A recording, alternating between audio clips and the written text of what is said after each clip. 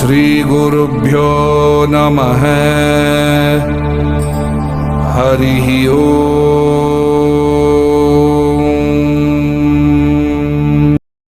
ආයුබෝවන් සප්තරිෂි ජ්‍යොතිෂ නාලිකාවට සාදරයෙන් පිළිගන්නවා. ඉතින් අද මම මේ වීඩියෝ එකෙන් කතා කරන්න බලාපොරොත්තු වෙන්නේ සූර්යයන්. එහෙම නැත්නම් දෙවියන්ටත් ගුරු වෙන ගුරු හෙවත් බ්‍රහස්පති ග්‍රහයා පිළිබඳව. ඉතින් මේ ගුරු ග්‍රහයාගේ ස්වභාවය, ජන්මපත්‍රයේ විවිධ භාවයන් තුළ ගුරු ග්‍රහයාගේ ක්‍රියාකාරීත්වය, ඒ වගේම යම්කිසි අයෙකුගේ ජන්මපත්‍රය තුළ ගුරු ග්‍රහයා දුර්වලව අසුබව පිහිටලා තියෙනවා නම් මේ ගුරු ග්‍රහයා බලවත් කිරීමට වගේම අහිතකර ගුරු දශා කාල සීමාවන් තුළ අපල දෝෂ සමනය කරන්න පුළුවන් ප්‍රතිකර්ම ගැන වැඩිදුරටත් කතා කරන්න බලාපොරොත්තු වෙනවා. වේද ජ්‍යොතිෂයට අනුව ගුරු ග්‍රහයාගේ ස්වභාවය විස්තර කරලා තියෙන්නේ පිඟුවන්. එහෙම නැත්නම් මී පැණි පැහැති ඇස් ඇති මහත් වූ විශාල කහ පැහැති දේහයකින් යුක්ත සාත්වික උසස් පිරිසිදු ගුණ ඇති බ්‍රාහ්මණ වංශික පුරුෂ ග්‍රහයෙක් විදියට. ඉතින් මේ ගුරු ග්‍රහයා කියන්නේ සූර්යයන්. එහෙම නැත්නම් මහේශාක්‍ය දේව බලගණය ඇතුළු උසස් දේව පරිවාරයන් නියෝජනය කරන නෛසර්ගික සෞම්‍ය සුබ ග්‍රහයන් යටතට ගෙනෙන ග්‍රහයෙක්. ඒ වගේම තමයි මේ ගුරු ග්‍රහයා විශ්ව කේන්ද්‍රය තුල 9 වෙනි රාශිය වෙන ධනු රාශියටත් 12 වෙනි රාශිය වෙන මීන රාශියටත් අධිපති වෙනවා. නැකත් වලල්ලේ පවතින නැකත් 27න් පුනාවස විසාපුව පුජප යන නැකත් තුනම පාලනය වෙන්නේ ගුරු ග්‍රහයා යටතේ. ඉතින් ඒ වගේම තමයි ගුරු ග්‍රහයාගේ වජාත්ම බලවත් රාශි සඳහන් කරොත් ධනු රාශියට සහ මීන රාශියට ස්වශේෂ්ඨ බලයෙන් යුක්ත වෙනවා. වගේම තමයි ධනු රාශියේ මුල් අංශක 5 තුල ගුරු ග්‍රහයා මූල ත්‍රිකෝණ බලයෙන් යුක්ත වෙනවා. ඒ වගේම ගුරු ග්‍රහයා චන්ද්‍රයාට අයත් කටක රාශිය තුල උච්ච බලයෙන් එහෙම නැත්නම් අධික බල ස්වභාවයෙන් යුක්ත වෙනවා. විශේෂයෙන්ම මේ කටක රාශියේ අංශක 5ේදී ගුරු ග්‍රහයා පරම උච්ච බලයෙන් එහෙම නැත්නම් වඩාත් ප්‍රභාෂ්වර භාවයට පත්වෙනවා. ඒ වගේම තමයි මේ ගුරු ග්‍රහයා සෙනසුරුට අයත් මකර රාශිය තුල නීච බලයෙන් එහෙම නැත්නම් වඩාත් දුබල තත්වයට පත්වෙනවා. මකර රාශියේ අංශක 5ේදී ගුරු ග්‍රහයා පරම නීච තත්වයට එහෙම නැත්නම් ගුරුගේ සාත්වික ප්‍රකෘතිමත් ස්වභාවය වඩාත් දුර්වල වීමක් සිද්ධ වෙනවා.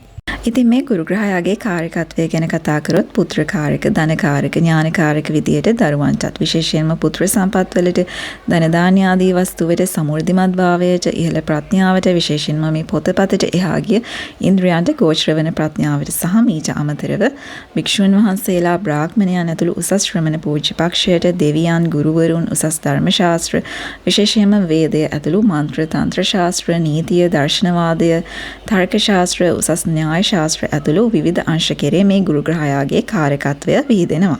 ඉතින් මේ ගුරු ග්‍රහයා කියන්නේ පැතිරීම ප්‍රසාරණය නියෝජනය කරන ග්‍රහයෙක්. ඒ වගේම ගුරු ග්‍රහයාගේ මූලිකත්වයෙන් නිර්මාණය වන යෝග බල ගැන කතා කරොත් පංචමහා පුරුෂ යෝගයක් වෙන ගුරුහංස යෝගය, ගජකේශරී යෝගය මේ වගේ යෝග බලයන් ඊටාම ප්‍රබල යෝග යටතට ගෙනෙනවා. ඉතින් මේ ගුරු කියන්නේ මනුෂ්‍යයාගේ ආධ්‍යාත්මික වගේම ලෞකික මේ අංශ දෙකේම වැඩි දියුණුවට බලපවත්වන ග්‍රහයෙක්.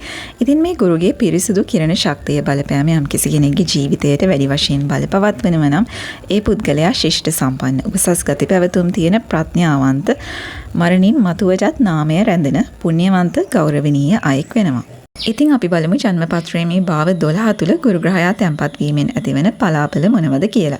ඉතින් විශේෂයෙන්ම සඳහන් කරන්න ඕන මම ඉදිරිපත් කරන්නේ පොදු පලාපලයක්. ඇතම් කෙනෙක්ට මේ කියන පලාපලයේ 100%ක්ම අදාළ වෙනවා වගේම ඇතම් කෙනෙක්ට මම කියන සමහර කරුණු පරස්පර පටහැනි වෙන්න පුළුවන්.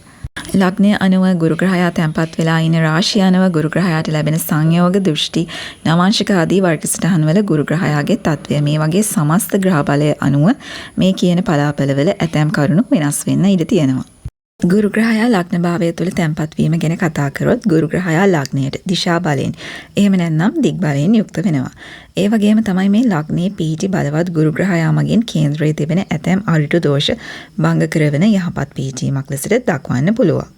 ඉතින් ලග්න භාවය කියන්නේ තාම ප්‍රබල ප්‍රධානතම කේන්ද්‍ර ස්ථානයක්. තමන්ගේ ගතිගුණ ස්වභාවය, කල් ක්‍රියාව, දේහ ලක්ෂණ මේ වගේ කරුණු කාරණා රාශියක් නිවේදනය වෙන ප්‍රබල භාවයක්. ඉතින් නෛසර්ගික සුබ ග්‍රහයෙක් විදියට ගුරු ලග්නගත වීම ඉතාමත්ම යහපත් වෙනවා. විශේෂයෙන්ම මේ ගුරුට පූර්ණ චන්ද්‍රය, සිකුරු වගේ සුබ ග්‍රහයන්ගේ දෘෂ්ටි සංයෝග ලැබෙනවා නම් ඉතාමත්ම යහපත් වෙනවා. ඒ වගේම තමයි ධනු, මීන, කටක මේ වගේ රාශියක් ලග්නයක් වෙලා ගුරු ග්‍රහයා ලග්නගතව තැන්පත් වුණොත් පංචමහා පුරුෂ යෝග බලයක් වෙන ගුරුහංස යෝගය උදා වෙනවා. ඉතින් මේ යෝග බලය ඉතාමත්ම ප්‍රශස්ත උසස් ප්‍රතිඵල ලබා දෙන පිහිටීමක් වෙනවා. ඒ වගේම මකර ලග්නය වෙලා ගුරු ලග්නයේ තැන්පත් වෙලා එම ගුරු නීච භංග නොවුනොත් එහෙම නැත්නම් සිකුරු විශේෂයෙන්ම පූර්ණ චන්ද්‍රයා වගේ සුබ ග්‍රහයන්ගේ දෘෂ්ටි සංයෝග නොලැබුණොත් ලග්නයේ තැන්පත් ගුරු ග්‍රහයාගෙන් ලැබෙන සුබ ඵල අවම වෙනවා. ඒ වගේම ගුරු කියන්නේ ස්වභාවය අනුව පැතිරීම ප්‍රසාරණය නියෝජනය කරන ග්‍රහයෙක්. ඉතින් ගුරු ලග්නගත අයගේ දේහ ලක්ෂණ ගත්තම බොහෝ විට ශරීරයේ මහත් වූ පිරිපුන් ස්වභාවයක් ගන්නවා. විශේෂයෙන්ම කටක වෘශ්චික මීන වැනි ජල රාශිවල ගුරු ග්‍රහයා තැන්පත් මීන්ගේ මේ ස්වභාවය ප්‍රකටව පෙන්눔 කරනවා. ඉතින් පොදුවේ ගත්තම ගුරු ලග්න භාවයේ පිහිටීම ඊ타ත්ම යහපත් පිහිටීමක් වෙනවා. විශේෂයෙන්ම මේෂ කටක වෘශ්චික තනු මීන ලග්න හිමියන්ට මෙය වඩාත්ම සුබඵලගෙන දෙන පිහිටීමක් වෙනවා. ගුරු ග්‍රහයා දෙවනි භාවය තුල තැන්පත් වීම ගැන කතා කරොත් මේ පිහිටීම ඊ타ත්ම යහපත් පිහිටීමක් වෙනවා. දෙවනි භාවය කියන්නේ ප්‍රධාන වශයෙන් තැන්පත් ධනය කතාවෙහි ව්‍යක්තභාවය තමා යටතේ යැපෙන පිරිස තමන්ගේ පෞල් සංස්ථාව මේ වගේ කරුණු කාරණා නිවේදනය වන භාවයක්. ගුරුගේ කාරකත්වය ගත්තම ගුරු කියන්නේ ධනයට සමෘද්ධිමත් භාවයට කාරක වන ග්‍රහයෙක්. ඉතින් මේ දෙවැන්න තුල ගුරු ග්‍රහයා බලයෙන් යුතුව තැන්පත් වීම මූල්‍යමය වශයෙන් ස්ථාවරත්වයක් ලබා දෙන පිහිටීමක් වෙනවා. හොඳ සාරවත් වාක් ශක්තිය චතුර කතිකත්වයක් ලැබීමට හේතුවක් වෙනවා. ඒ වගේම ගුරු ග්‍රහයා බලයෙන් දෙවැන්න තුල තැන්පත් වීම මගින් තමන්ගේ යටත් පිරිස වර්ග පරම්පරාව අතර කැපී පෙනෙන ගුණයෙන් යුක්ත අයෙක් වෙනවා. ඉතින් පොදුවේ ගත්තම ගුරු ග්‍රහයා දෙවැනි භාවයේ පිහිටීම ඊ타ත්ම යහපත් පිහිටීමක් වෙනවා.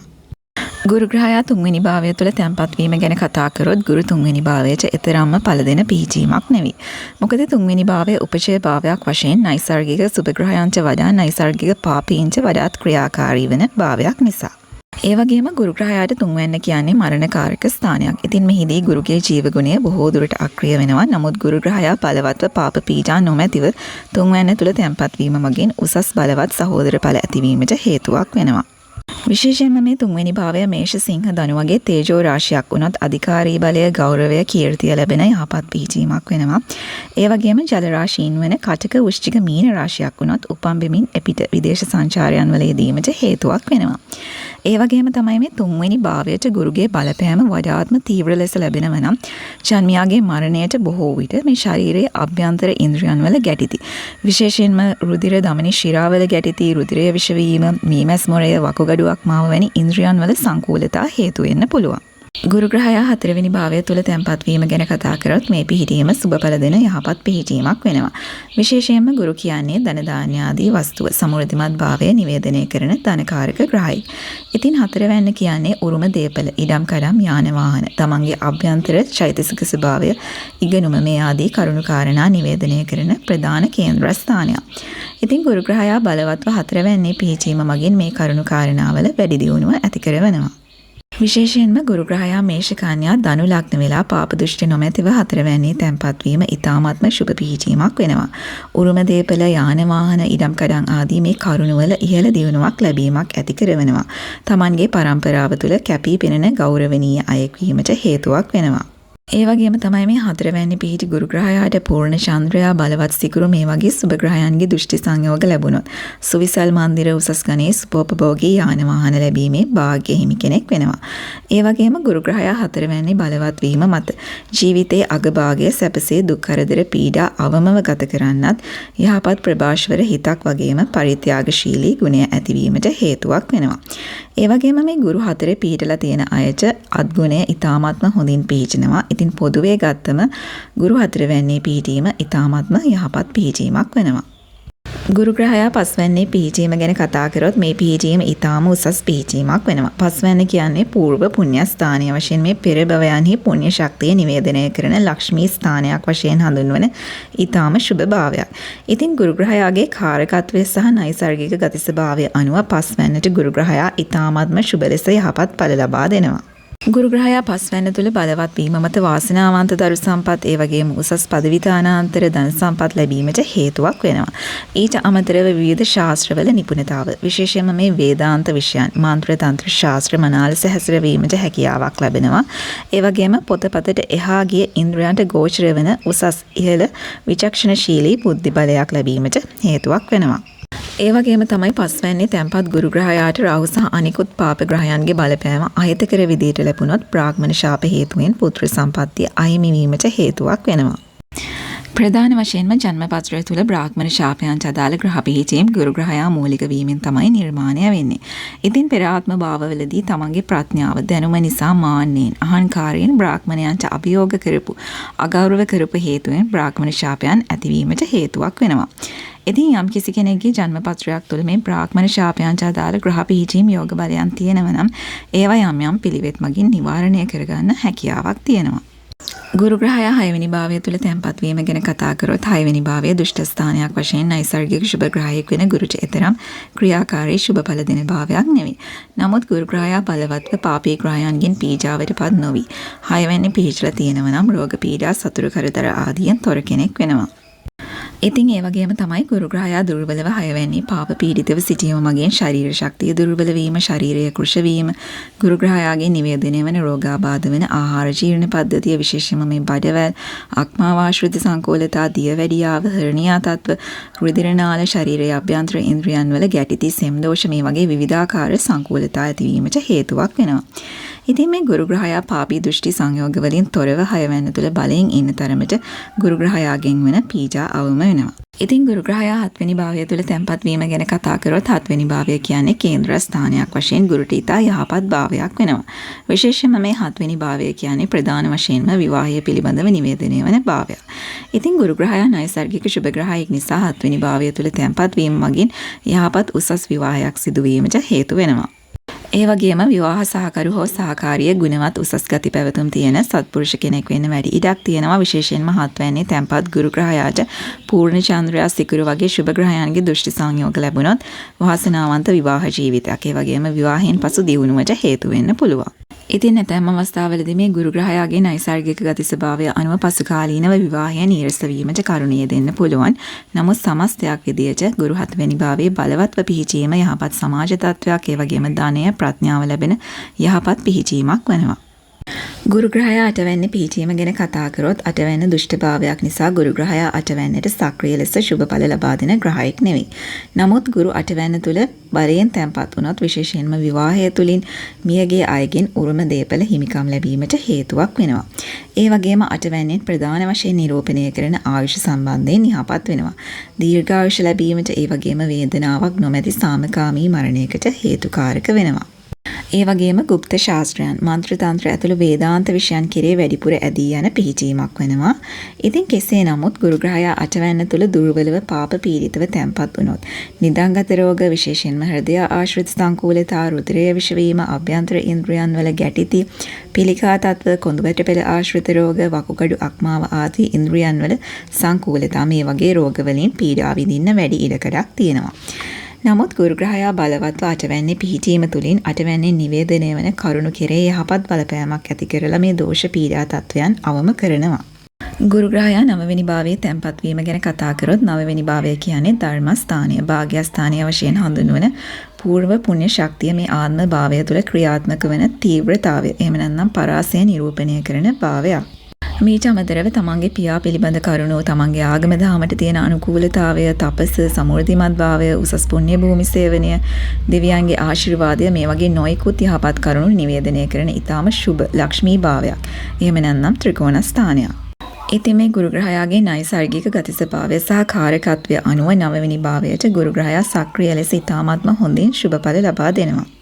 9 වෙනි භාවය තුල ගුරු ග්‍රහයා බලවත්ව පාප පීඩිත නොවි තැන්පත් වීම මගින් පුණ්‍යවන්ත ගුණයෙන් යුක්ත, ආගම දහමට, දෙවියන්ට පින් දහම් වලට ඊටාත්ම ලැබි ගුණවත් සත්පුරුෂ අයෙක් වෙනවා. ඒ වගේම ගුරු 9 වෙනි භාවය තුල තැන්පත් වීමෙන්, විශේෂයෙන්ම චර රාශිවල තැන්පත් වීමෙන්, උපන් බිමෙන් බැහැර වීම, දිගු සංචාර වැඩි ආයාසයකින් තොරව ලැබීමේ හැකියාව තියෙනවා. ඒ වගේම තමයි මේ 9 වෙනි තැන්පත් ගුරු ග්‍රහයාට සෙනසුරු, කේතු, චන්ද්‍රයා වගේ ග්‍රහයන්ගේ සංයෝග දෘෂ්ටිය ප්‍රබල ලෙස ක්‍රියාත්මක වුණොත් මේ යෝග බලයන් සංන්‍යාසී, එහෙම නැත්නම් ශ්‍රමණ යෝග වලට මූලික වෙනවා. ඉතින් මේ ග්‍රහ සංයෝගයන් 9 වෙනි තුල ප්‍රබල ලෙස ක්‍රියාත්මක වෙනව නම් ශ්‍රමණ ජීවිතයට ඇතුළත් නොවුනත් ලෞකිකත්වයෙන් මිදිලා ආධ්‍යාත්මය කෙරේ, තපස කෙරේ වඩාත් ඇලුම් කරන ස්වභාවයක් තියෙනවා. ඉතින් මේ යෝග බල මගින් දැඩි ආත්ම දමනයක්, ඉහළ ශික්ෂණයක් ඇති කරවනවා වගේම නොපෙනෙන මානයන්, මේ ඉහළ තලවල බලවේගයන්ගෙන් ආශිර්වාදය ලැබෙන්න හේතුවක් වෙනවා. ඒ වගේම තමයි මේ 9 වැනි තැන්පත් ගුරු ග්‍රහයාට බුධ කේතු රවි වගේ ග්‍රහයන් සංයෝග වුණොත් මේවා ප්‍රබල ඥාන යෝගයේ යටතට ගැනෙනවා. ඉතින් මේ අය ගොඩක් පුළුල් විදිහට ලෝකය දකින දාර්ශනික උසස් අදහස් මතවාද දරන අන්‍යයන්ට අවවාද අනුශාසනා දෙන්න පුළුවන් බලයක් ඇති අය වෙනවා. ඒ වගේම තමයි තා ගැඹුරු ධර්ම ශාස්ත්‍ර විශේෂයෙන්ම අභිධර්මය, වේදය, දර්ශනය, නීතිය, තර්ක ශාස්ත්‍ර වගේ ගැඹුරු ශාස්ත්‍ර ඉගෙනීමට අවශ්‍ය සහජ ඥාන බලය ඇති අය වෙනවා.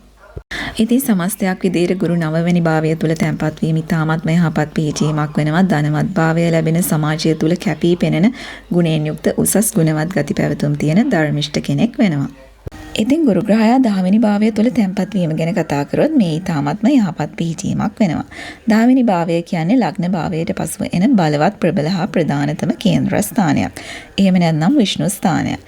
ඉතින් මේ 10 වෙනි භාවයෙන් ප්‍රධාන වශයෙන්ම නිරූපණය වෙන්නේ තමන්ගේ රැකියාව, සමාජ තත්ත්වය, තමන්ගේ කල් ක්‍රියාව, තමන්ට ලැබෙන කීර්ති ප්‍රශංසා ආදී නොයෙකුත් කරුණු කාරණා. ඉතින් මේ ගුරු ග්‍රහයාගේ බලපෑම වඩාත්ම තීව්‍ර ලෙස මේ කර්මස්ථානයේට එහෙම නැත්නම් 10 වෙනි භාවය තුල ක්‍රියාත්මක වෙනව නම් බැංකු ක්ෂේත්‍ර ආදී මූල්‍ය ආයතන, උපදේශක තනතුරු, ගුරු වෘත්තිය ඇතුළු අන්‍යයන්ට මඟ පෙන්වන වෘත්තීන්, දෙවි දේවතාවුන් හා සම්බන්ධ කටයුතු, ඒ වගේම ආධ්‍යාත්මිකව ආගමිකව අන්‍යයන් වෙනුවෙන් මඟ පෙන්වන වෘත්තීන්, විශේෂයෙන්ම ලාභ නොලබා අන්‍යයන්ගේ අභිවෘද්ධිය වෙනුවෙන් පවත්වාගෙන යන ආයතන තුල වෘත්තීන් වගේම නීති ක්ෂේත්‍ර ආදී නොයෙකුත් ක්ෂේත්‍රවල වෘත්තීන් වලට යොමු වීමේ හැකියාවක් තියෙනවා. ඉතින් ගුරු 10 වැන්නේ බලවත්ව පිහිටීම හොඳ කල් ක්‍රියාවක් ඇති අන්‍යයන්ගේ සුභ සිද්ධිය සඳහා කැපවෙන සමාජ ගෞරවය, ප්‍රසාදය, කීර්තිය නිතැතින්ම හිමි වෙන යහපත් පිහිටීමක් වෙනවා. ගුරු ග්‍රහයා 11 වෙනි භාවය තුළ තැන්පත් වීම ගැන කතා කරොත් මේ පිහිටීම ඉතාමත්ම යහපත් වෙනවා. මේ ගුරු ග්‍රහයාගේ කාරකත්වය අනුව 11 වෙනිට ගුරු ග්‍රහයා ඉතාමත්ම ක්‍රියාකාරී විදිහට සුභඵල ලබා දෙනවා. 11 වෙනි කියන්නේ ලාභස්ථානීය වශයෙන් හඳුන්වන ධනය නිවේදනය කරන භාවය. ඉතින් ධනකාරක ගුරු ග්‍රහයා 11 වෙනි තැන්පත් වීම මගින් ධනය ලබා දෙන, ඒ වගේම ලැබීම ඇති කරන පිහිටීමක් වෙනවා. ඒ වගේම විවිධ මූලාශ්‍ර වලින් ආදායම් මාර්ග රාශියක් ඇතිවීමට හේතුවක් වෙනවා වගේම තමයි වැඩි ආයාසයකින් තොරව ධනය ලැබෙන යහපත් පිහිටීමක් වෙනවා. විශේෂයෙන්ම මේ 11 වැනි තැන්පත් ගුරු ග්‍රහයාට පූර්ණ චන්ද්‍රයා, ඒ වගේම සිකුරු වගේ සුබ ග්‍රහයන්ගේ දෘෂ්ටි සංයෝග ලැබෙනව නම් සුඛෝපභෝගී යාන වාහන ඉදිකරම් දීපල මේ ආදී දේවල් වල ඉහළ දියුණුවක් ලැබීමක් ඇති කරන පිහිටීමක් වෙනවා. ඉතින් මේ ගුරු ග්‍රහයා 11 වැනි තුල බලයෙන් පිහිටීම ඉහළ සමෘද්ධිමත් භාවයක් ලැබීමට වගේම සමාජය තුල ඉහළ පිළිගැනීමක් ලැබීමට හේතුවක් වෙන යහපත් පිහිටීමක් වෙනවා. ගුරු ග්‍රහයා 12 වෙනි භාවය තුළ තැන්පත් වීම ගැන කතා කරොත් 12 වෙනි කියන්නේ දුෂ්ට ස්ථානයක් වශයෙන් සැලකෙන භාවයක් නිසා ගුරු ග්‍රහයා මේ භාවයට එතරම්ම සක්‍රිය වශයෙන් සුබඵල දීම අවම වෙනවා. නමුත් මේ ගුරු ග්‍රහයා 12 වෙනි භාවය තුළ පාප පීඩිත නොවේ. උච්ච විශේෂ්ත්‍ර බලයෙන් සිටීම මත ජන්මියා පරිත්‍යාගශීලී, ලාභ ප්‍රයෝජන නොදක අන්‍යයන්ට උදව්පකාර කිරීමේ ගුණයෙන් යුක්ත තමන්ගේ ධනයෙන් වැඩි කොටසක් පුණ්‍ය කටයුතු වෙනුවෙන් වැය කරන අයෙක් වෙනවා. ඒ වගේම গুপ্ত විද්‍යාවන් ඇතුළු වේදය වැනි ගැඹුරු පැරණි ධර්ම ශාස්ත්‍ර ඉගෙනීමට ලැබිකමක් දක්වන්න පුළුවන්. විශේෂයෙන්ම මේ 12 වෙනි භාවය මේෂ, කටක, තුලා, මකර වැනි චර රාශීන් වීමෙන් ජන්මියා උපන් බිමෙන් උපන් ස්ථානයෙන් බැහැර කරවන යෝග බලයක් වෙනවා. ඒ වගේම මේ 12 වෙනි භාවය කියන්නේ මෝක්ෂ ස්ථානය. එහෙම නැත්නම් මරණින් මතු භවයන් නිරූපණය කරන භාවය. ඉතින් 12 වෙනි තුල ගුරු ග්‍රහයා අධික බල ස්වභාවයෙන් විශේෂයෙන්ම දස වර්ගයන් තුල දේව ලෝකාංශ, බ්‍රහ්ම ලෝකාංශ වැනි ඉහළ සුභ වර්ගයන් තුල පිහිටීම මගින් ජන්මියා මරණින් මතුව දිව්‍ය තලවල උපත ලැබීමට හේතුවක් වෙනවා. විශේෂයෙන්ම මේ බලවත් ගුරු සහ මෝක්ෂකාරක කේතු සංයෝගය 12 වෙනි පිහිටන අය ගොඩාක් දුරට මේ භවය තුල පුරුදු පුහුණු කරන්නේ මේ සංසාර චක්‍රයෙන් මිදීම, මෝක්ෂය, එහෙම නැත්නම් මේ නිර්වාණය පිණිස වන ගමන් මාර්ගය. ඒ වගේම තමයි මේ ගුරු ග්‍රහයා සමග සංයෝග වෙන දෘෂ්ටි ලබා දෙන ග්‍රහයන් අනුව ගුරු ග්‍රහයාගේ ප්‍රകൃතිමත් ස්වභාවය වැඩි දියුණු වෙන්න හෝ හීන වෙන්න හේතු වෙනවා. ගුරු ග්‍රහයා රවි ග්‍රහයා සමග සංයෝග වීම ගැන කතා කරොත් රවි ග්‍රහයා කියන්නේ ජීවකාරක වශයෙන් ආත්මයට ආලෝකයට කාරක වෙන ශාස්ත්‍රීය වංශික සාත්වික ගුණයෙන් යුක්ත ග්‍රහයෙක්. ඒ වගේම ගුරු කියන්නේ ප්‍රඥාවට කාරක වෙන බ්‍රාහ්මණ වංශික සාත්වික ග්‍රහයෙක්. ඉතින් මේ ග්‍රහ දෙපළම එකිනෙකා කෙරෙහි අතිමිත්‍ර බලයෙන් යුක්ත මහේශාක්‍ය ග්‍රහයන් දෙදෙනෙක් වෙනවා. විශේෂයෙන්ම මේ ග්‍රහ සංයෝගය කේන්ද්‍ර ස්ථාන හා ත්‍රිකෝණ ස්ථාන වලට ඉතාමත්ම යෝග්‍ය වෙනවා වගේම තමයි මේ රවි හා ගුරු දෙදෙනාම තේජෝ බලයෙන් යුක්ත වෙන නිසා මේෂ, සිංහ, ධනු යන තේජෝ රාශීන්ට වඩාත්ම ක්‍රියාකාරී බලයෙන් යුක්ත වෙනවා. ඉතින් මේ ග්‍රහ සංයෝගය මේෂ, කටක, සිංහ, වෘශ්චික, ධනු ලග්න වලට වඩාත්ම සුබඵල ලබා දෙනවා. ඒ වගේම තමයි ගුරු චන්ද්‍ර යෝගය ගැන කතා කරොත් මේ සංයෝගය ගජකේශර යෝගයේ විදිහට තමයි වේද ජ්‍යොතිෂය තුල හඳුන්වන්නේ. ඉතින් මේ යෝග බලය වේද ජ්‍යොතිෂය තුල ඉහළින් වර්ණනාවට ලක්වන උසස් ග්‍රහ සංයෝගයක් වෙනවා. විශේෂයෙන්ම මේ ගුරු සහ පූර්ණ චන්ද්‍රයා කියන්නේ නයිසර්ගික වශයෙන් සුබ ග්‍රහයන් දෙදෙනෙක්. ඉතින් මේ ග්‍රහ සංයෝගය හෝ අන්‍යෝන්‍ය වශයෙන් දෘෂ්ටිය පාප පීඩිත නොවි උච්ච ස්වශේෂ්ත්‍ර බලයෙන් කේන්ද්‍ර ස්ථානයක ත්‍රිකෝණ ස්ථානයක පිහිටීම රාජයෝගයක් වැනි උසස් යෝග බලයක් වෙනවා. ඉතින් මේ ග්‍රහ සංයෝගය යහපත්ව යෙදුනොත් වරිගයාට නායකත්වය ප්‍රධානත්වය දෙන කැපී පෙනෙන දේහ ලක්ෂණ ඇති ධනය බලය ප්‍රඥාව ලැබෙන ශිෂ්ට සම්පන්න භාග්‍යවන්ත උසස් අයෙක් වෙනවා. ඉතින් ඒ වගේම ගුරු සිකුරු යෝගය ගැන කතා කරොත් ගුරු ශුක්‍ර සදා වෛරක්. ඉතින් මේ ශ්ලෝකයෙන් කියවෙන විදිහට ගුරු හා සිකුරු කියන්නේ එකිනෙකා කෙරෙහි තද වෛරයෙන් යුක්ත සතුරු ග්‍රහ දෙපළක්. ගුරු කියන්නේ සූර්යයන්ට ගුරුවරයා වගේම තමයි සිකුරු කියන්නේ අසුරයන්ට ගුරු. නමුත් මේ දෙදෙනාම නයිසර්ගික සුබ සෞම්‍ය ග්‍රහයන් වශයෙන් මේ සංයෝගය ඊටාම යහපත් සංයෝග බලයක් වෙනවා. ඉතින් මේ සංයෝග බලය මගින් වේදාන්ත වැනි උසස් ශාස්ත්‍රවල නිපුණතාවය ඇති ප්‍රඥාවන්ත ප්‍රවාශ්වර කැපී පෙනෙන පෙනුමක් තියෙන ධනවත් භාග්‍යවන්ත කෙනෙක් වෙනවා. ඉතින් මේ යෝගය යහපත් රාශිවල ඒ වගේම කේන්ද්‍ර ස්ථානවල ත්‍රිකෝණ ස්ථානවලදීම උසස් ඵල දෙන ඊටාත්ම යහපත් සංයෝග බලයක් වෙනවා. ගුරු ග්‍රහයා සහ බුධ ග්‍රහයාගේ සංයෝගය ගැන කතා කරොත් මේ ග්‍රහයන් දෙදෙනාම එකිනෙකට සතුරු ග්‍රහයන් දෙදෙනෙක්. නමුත් නයිසර්ගික වශයෙන් මේ දෙදෙනාම සුබ සෞම්‍ය ග්‍රහයන්. ඉතින් මේ බුධ ග්‍රහයාගේ සහ ගුරුගේ කාරකත්වයන් අනුව මේ ග්‍රහ සංයෝගය යහපත් වෙනවා. විශේෂයෙන්ම මේ යෝග බලය ඥාන යෝග බලයක් වෙනවා. ඒ වගේම තමයි සංගීත නාට්‍ය කලාදී විශේෂ ක්ෂේත්‍රයන් තුල ඉහළ නිපුණතාවයක් ලබා දෙන ග්‍රහ සංයෝගයක් වෙනවා. ඒ වගේම ගුරු හා කුජ සංයෝගය ගැන කතා කරොත් මේ ග්‍රහයන් දෙදෙනාම එකිනෙකා කෙරෙහි මිත්‍ර බලයෙන් යුක්තයි. ඉතින් මේ ග්‍රහ සංයෝගය මගින් දැඩි අධිෂ්ඨානශීලී බලයක්, විචක්ෂණශීලී බුද්ධියක් වගේම විවිධ ශාස්ත්‍රයන්, ශිල්පයන් විශේෂයෙන්ම අව්‍යායුධ හැසිරවීම, කාර්මික ක්ෂේත්‍රය, යුද කටයුතු මෙහෙයවීම, මන්ත්‍ර තන්ත්‍ර ශාස්ත්‍රය, මූර්ති කැටයම් කලාව ආදී නොයෙකුත් ක්ෂේත්‍රවල නිපුණතාවය ඇතිවීමට හේතු වන ග්‍රහ සංයෝගයක් වෙනවා. ඉතින් මේ සංයෝගය යහපත් රාශිවල සුබ භාවයන් වල පිහිටීම ඊ타ත්ම උසස් යෝග බලයක් වෙනවා. විශේෂයෙන්ම මේෂ, කටක, සිංහ, වෘශ්චික, ධනු, මීන යන ලග්න වලට මේ යෝගය විශේෂ සුබ බල ලබා දෙනවා. ගුරු ශනි යෝගය ගැන කතා කරොත් මේ ග්‍රහ සංයෝගය ඊ타ත්ම උසස් සුබ බල දෙන යෝග බලයක් වෙනවා. ඉතින් මේ ග්‍රහ සංයෝගය යහපත් සුබ භාවයක යෙදලා තිබුණොත් යම්කිසි ජනකායකට නායකත්වය ප්‍රධානත්වය උසුලන කීර්තිමත් ගෞරවනීය අයෙක් වෙනවා. ඒ වගේම තමයි නීතිය දේශපාලන ක්ෂේත්‍ර තුල කැපී පෙනෙන ධනවත් ප්‍රතාපවත් අයෙක් වෙනවා. ඉතින් මේ ග්‍රහ සංයෝගය විශේෂයෙන්ම උපචය භාවයන් වන 3 වැන්න, 6 වැන්න, 10 වැන්න සහ 11 වැන්නට වඩාත්ම සක්‍රිය ලෙස පළ දෙන සංයෝගයක් විදියට දැක්වෙනවා. ඒ වගේම මේ ගුරු කේතු සංයෝගය ගැන කතා කරොත් මේ යෝගය ප්‍රබල ඥාන යෝගයක් වගේම සංന്യാසි. එහෙම නැත්නම් ශ්‍රමණ යෝගවලට මූලික වෙන ග්‍රහ සංයෝගයක් වෙනවා. කේතු කියන්නේ මෝක්ෂකාරක. එහෙම නැත්නම් මේ සංසාර චක්‍රයේ අවසානය නිර්වාණය නියෝජනය කරන ග්‍රහයා.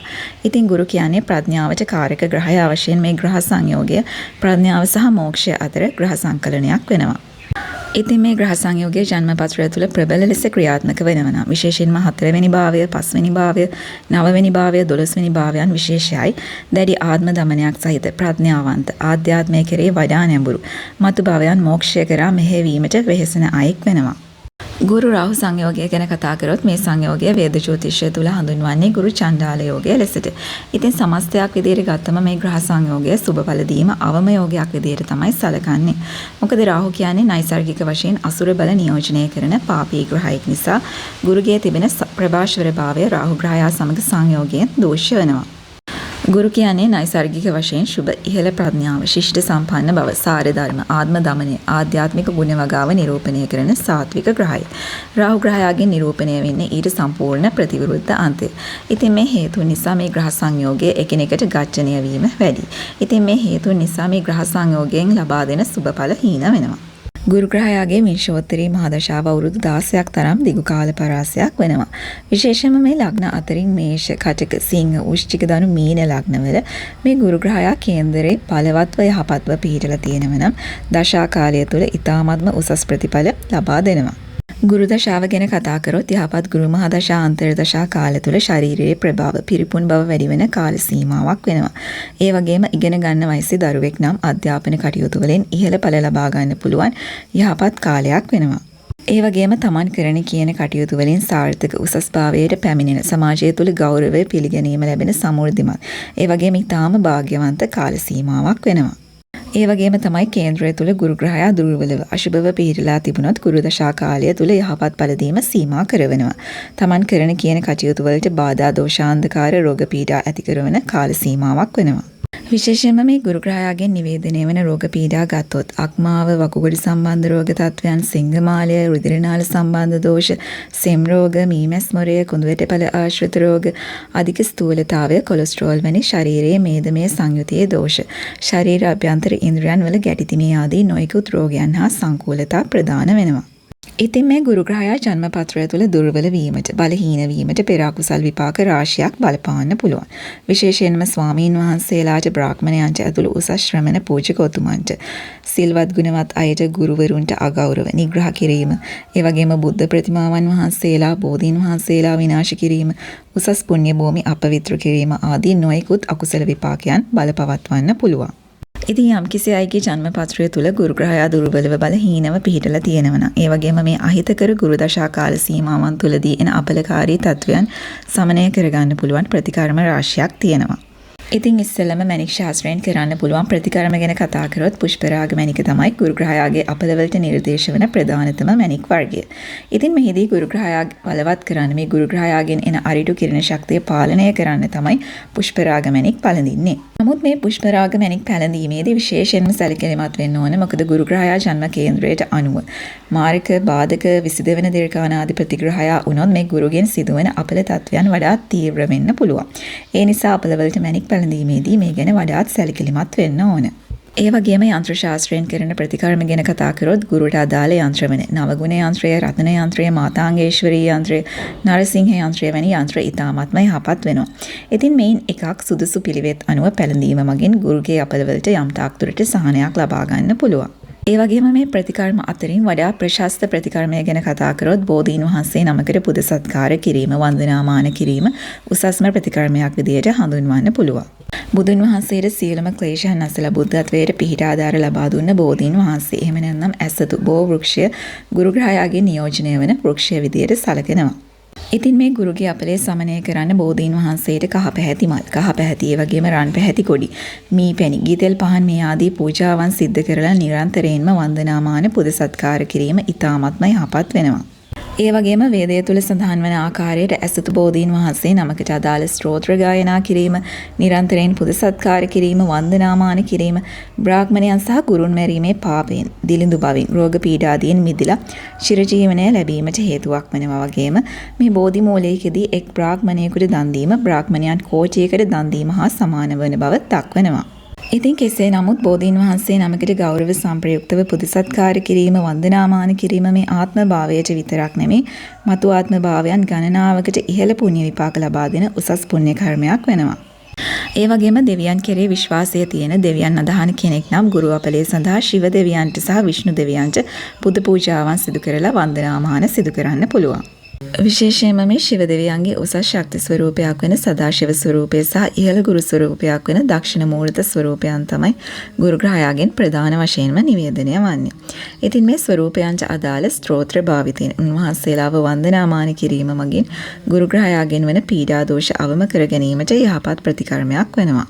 ඒ වගේම තමයි වේද ජ්‍යොතිෂයට අනුව ග්‍රහ දාන මගින් මේ ගුරු ග්‍රහයාගේ අපල නිවාරණය කිරීමට හැකියාවක් පවතිනවා. ඉතින් මේ ග්‍රහ දාන කියන්නේ එක් එක් ග්‍රහයාගේ ශක්තියින්ට අනුරූප මේ ග්‍රහයන්ගෙන් නිවේදනය වන ද්‍රව්‍ය දන් දීම. ඉතින් ගුරු ග්‍රහයාට අදාළව කහ පැහැති ධාන්‍ය වර්ග, ඒ වගේම කහ පැහැති වස්ත්‍ර, විශේෂයෙන්ම ස්වාමීන් වහන්සේලා උදෙසා සිවුරු පූජා කිරීම, විහාර මන්දිර, ධාතු මන්දිර, චෛත්‍ය ගර්භයන් සඳහා පුෂ්පරාග මැණික් දන් දීම, ධර්ම කරුණ වඩංගු පොත්පත් බෙදා හැරීම. ඉතින් මේ දේවල් දන් දීම මගින් ගුරු ග්‍රහයාගෙන් වෙන අරිටු කිරණ බලපෑම සමනය කරගන්න පුළුවන්. ඉතින් මම මේ සඳහන් කරේ පහසුවෙන්ම ගුරු අපලවලට කරගත හැකි ප්‍රතිකර්ම කීපයක්. ඉතින් මම හිතනවා මේ වීඩියෝ එකෙන් යම්කිසි අවබෝධයක් ගුරු ග්‍රහයා ගැන ලැබෙන්න ඇති කියලා. ඉතින් ඊළඟ වීඩියෝ එකෙන් හමු වෙනකන් හැමෝටම තෙරුවන් සරණයි. සුබ දවසක්.